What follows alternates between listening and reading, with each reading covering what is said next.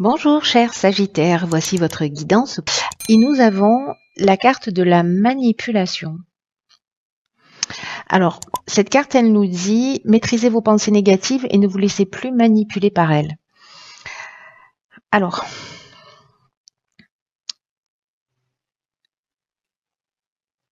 ce que nous dit cette carte, c'est que vous avez la possibilité, en fait, par notre capacité qu'on a tous de création, de récupérer votre capacité à transformer le négatif en positif, en tout cas à commencer déjà à l'observer pour pouvoir le transformer et pour retrouver votre pouvoir personnel. Parce que là, ce qu'on nous explique avec cette carte de la manipulation, c'est que toutes les pensées et toutes les paroles émettent des vibrations qui vont déclencher des émotions, des sentiments négatifs ou positifs. Et donc en fait, c'est vraiment très important d'être dans l'observation de ce qui nous passe par l'esprit ou de ce qui va sortir de notre bouche. Donc là, on vous propose de surveiller précisément vos pensées, surtout si elles ne sont pas en accord avec ce que vous aimeriez vivre. Ou si vous êtes en train de vivre une situation, dans quelle mesure est-ce que vous êtes en train de la nourrir par vos pensées ou par les mots que vous prononcez. Parce que dans ce cas-là, si vous n'êtes pas en accord avec ce que vous voulez vivre, c'est que précisément vous êtes vous êtes manipulé par vos pensées. Voilà, c'est-à-dire que sans que vous en ayez vraiment conscience, vous êtes sous l'influence de ces pensées négatives. Alors, précisément, ce que nous propose cette carte et cette énergie-là, c'est de commencer à être dans l'observation pour transformer justement ce qui est néfaste pour vous, parce que c'est le terme néfaste. Il y a une idée vraiment de purifier son psychisme, de sortir des doutes, de sortir des sentiments et de toutes les émotions qui vous parasitent. Et là, on vous dit, alors c'est à vous de faire un effort pour sortir en fait de cette zone connue, cette zone de manipulation dans laquelle il y a du conditionnement qui peut venir de très loin parce que c'est la manière que vous avez appris de communiquer ou parce que vous avez une mauvaise image de vous, une mauvaise estime de vous ou pas d'estime de vous d'ailleurs ou pas confiance en vous. Bref, il y a un schéma comme ça, si quand vous parlez ou des situations ou des personnes, alors c'est pas forcément H24 365 jours par an, mais c'est d'une manière générale, vous mettez systématiquement en doute ce que disent les gens. Si vous voyez que ce qu'il y a de négatif dans les situations ou que vous proposez ou que quand on vous propose quelque chose, en fait, c'est plutôt quelque chose de lourd pour vous. Vous n'avez pas envie. Vous voyez, c'est-à-dire qu'en fait, il y a toujours comme ça quelque chose qui vous empêche d'être dans le positif. Ou alors vous jonglez du positif au négatif en permanence en étant dans des excès de négativité qui peuvent être la colère, etc., et dans des excès de joie. Donc, dans les deux cas, il y a un déséquilibre. Donc là, l'idée, c'est que ce soit vous qui soyez au contrôle. C'est pour ça qu'on parle de manipulation des pensées. Là, l'idée, c'est de reprendre le contrôle de vos pensées et de vous observer et de commencer à reformuler les choses d'une manière positive pour vous assurer d'être compris et pour vous assurer aussi d'être bienveillant. Mais si vous y arrivez, sérieusement, ça va changer votre vie. Ah, alors 33, qui est une énergie très forte, c'est le dialogue. Ça tombe bien, on parlait de communication. Ah ben c'est rigolo. Alors ça, c'est vraiment incroyable cette ligne. Je vous explique vite fait, je vais prendre le temps. C'est que là, en fait, on vous demande, alors peut-être que vous avez pris conscience de ça, peut-être que vous en avez déjà conscience, mais si vous l'observez suite à cette guidance, et là, on vous dit qu'en fait, vous pouvez aller demander de l'aide à l'extérieur de vous pour vous aider justement à avancer, à apprendre à formuler des demandes qui soient claires, parce que la vibration 33, c'est vraiment une vibration qui est puissante, c'est un maître nombre. Et donc du coup, c'est comme si on allait vous donner un outil, c'est ce qui me donne cette impression avec cette carte de la technique. C'est comme si vous alliez dire, ok, là je me rends compte que j'ai un problème, donc je vais aller voir comment je peux aider, comment je peux m'aider moi-même, comment je peux sortir de schémas que je reproduis, comment je peux apprendre une nouvelle technique de communication pour exprimer ce que je dis, pour le faire d'une manière bienveillante. Il y a des outils qui existent. Donc peut-être que vous allez à la rencontre de quelqu'un qui va vous apprendre des techniques, ces outils-là, en tout cas peut-être à repérer un certain nombre de schémas pour être plus en accord avec vous-même, c'est-à-dire dans le respect de qui vous êtes. C'est ce que je vous disais avec cette carte de la manipulation, c'est-à-dire si vous vivez si vous dites des choses, mais que vous n'êtes pas, que ce que vous vivez n'est pas en accord avec ce que vous voulez. Voyez, et que finalement vous le nourrissez, ou alors que vous allez dire des choses qui sont pas en rapport avec ce que vous ressentez réellement.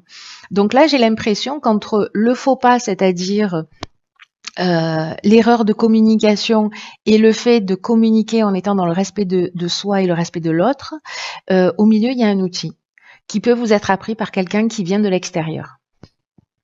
C'est magnifique, hein. C'est comme si on vous disait, voilà, il y a une problématique là à régler parce que bon, on est tous plus ou moins comme ça, mais voilà, vous, c'est à vous que ça se propose là pour certains d'entre vous, et qu'en plus on vous dit, voilà, il y a quelqu'un qui va, vous allez chercher de l'aide à l'extérieur, et cette personne-là, elle va vous permettre justement cette technique-là de passer justement du faux pas au respect de soi.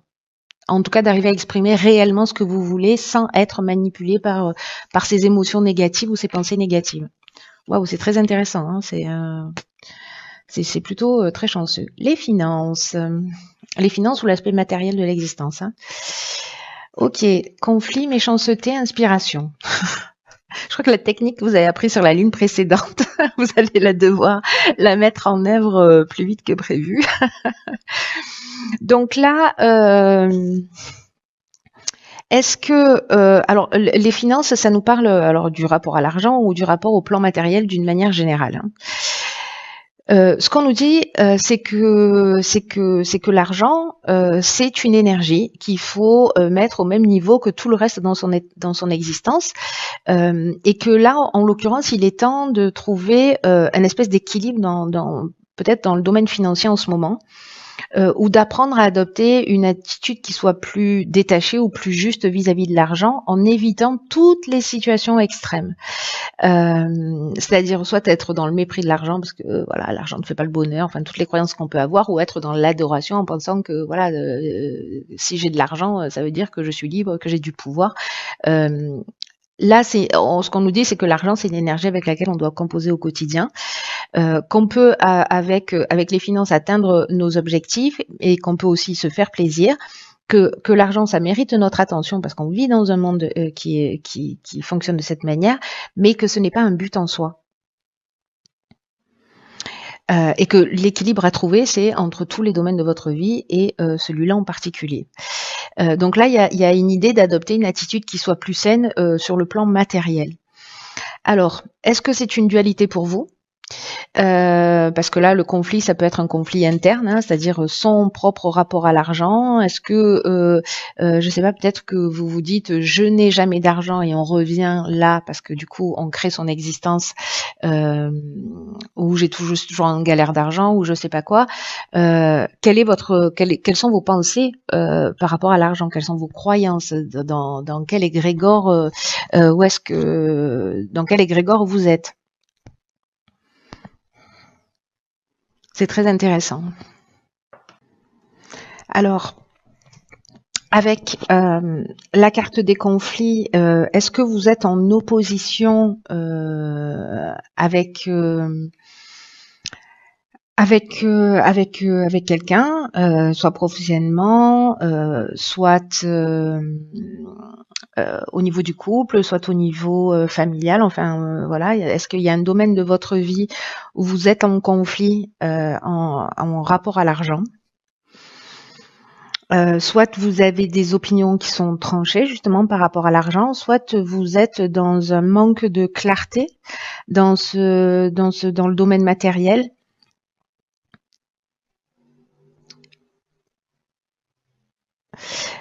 Parce que avec la carte de la méchanceté, vous voyez, on est dans de la violence, on est dans des mauvaises intentions, on est peut-être aussi dans une forme de jalousie ou d'agressivité justement par rapport peut-être par rapport à des problèmes financiers. Et là, ce qu'on vous dit, alors est-ce que c'est parce que finalement vous allez employer cette technique de modifier vos pensées, voilà, d'être attentif à ça, mais la carte de l'inspiration qui vient mettre une touche de de lumière dans cette ligne là, du moins, ça nous parle de compréhension. Ça nous parle de compréhension, ça nous parle de voir les choses clairement.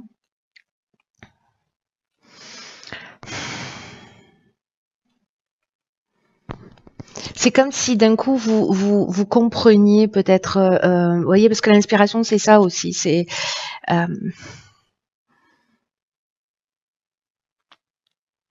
comme si vous aviez une forme de révélation, peut-être par rapport à cet aspect matériel ou au conflit ou vous voyez. Alors, est-ce que c'est parce qu'il y a cette prise de conscience et que vous allez modifier quelque chose ou que vous allez communiquer d'une manière différente? C'est possible aussi, ou peut-être que vous allez avoir une prise de conscience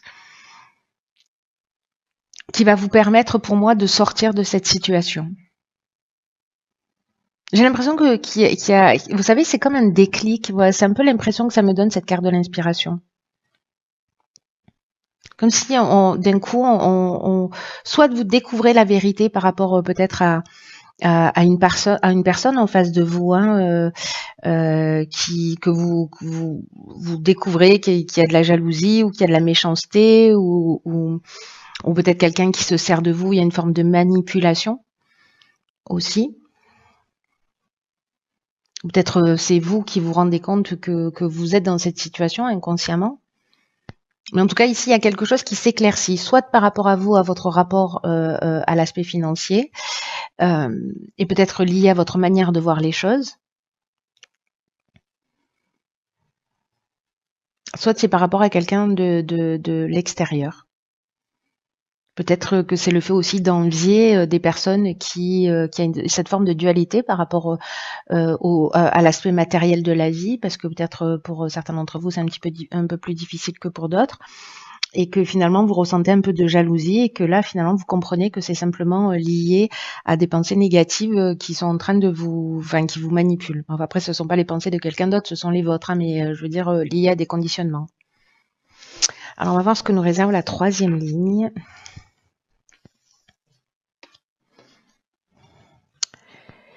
Ok, je crois qu'on va faire tous les domaines de votre existence. Donc ici, on a la carte du couple qui est déjà sortie. On a la carte de l'amour, de la révolution et de l'errance. Pof, pof. Est-ce que vous voyez tout? Impec. Alors, la carte 42 du couple, c'est une carte qui nous dit que dans votre relation, alors si vous n'êtes pas en couple, que vous êtes célibataire, ça peut être, ça peut représenter une autre personne avec qui vous êtes en conflit, ou peut-être votre ex-conjoint. Dans tous les cas, là, ce qu'on nous dit, c'est que vous ou votre conjoint ou votre ex-conjoint ou cette personne en face de vous, qui a besoin en fait d'ouvrir le dialogue.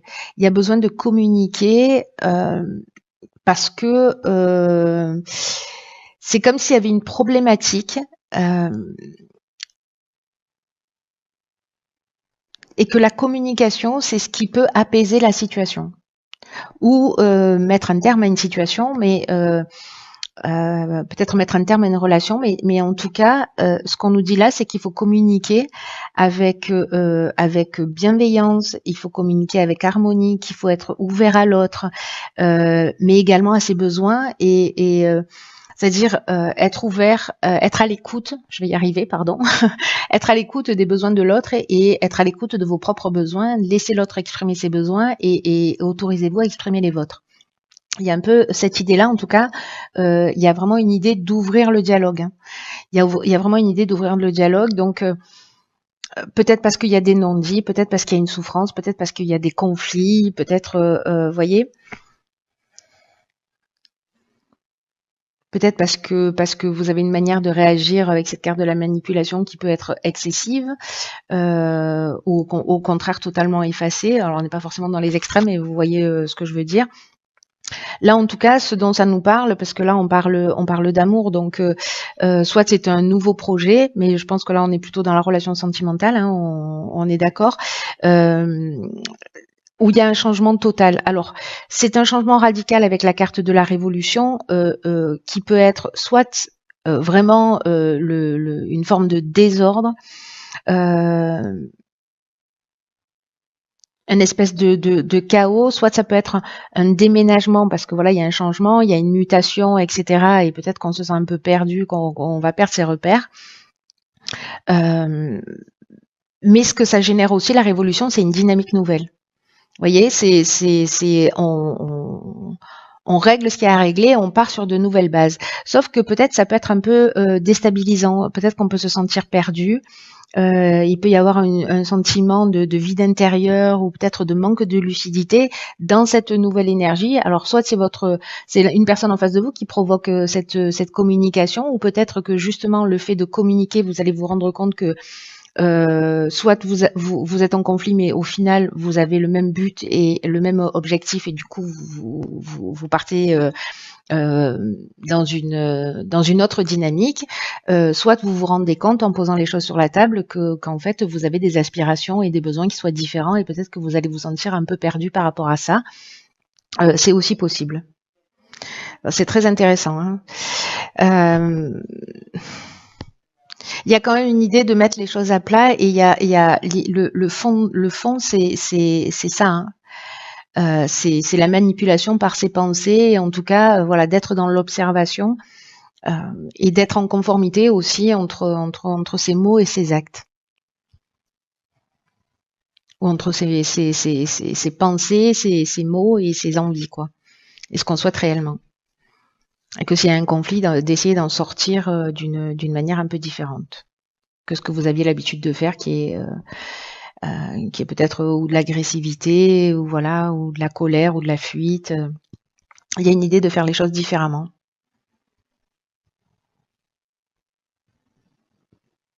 Ce qui peut remettre, j'ai l'impression, en question beaucoup de choses, hein. Alors ça peut être simplement, encore une fois, un déménagement, une mutation, et du coup on perd un peu ses repères.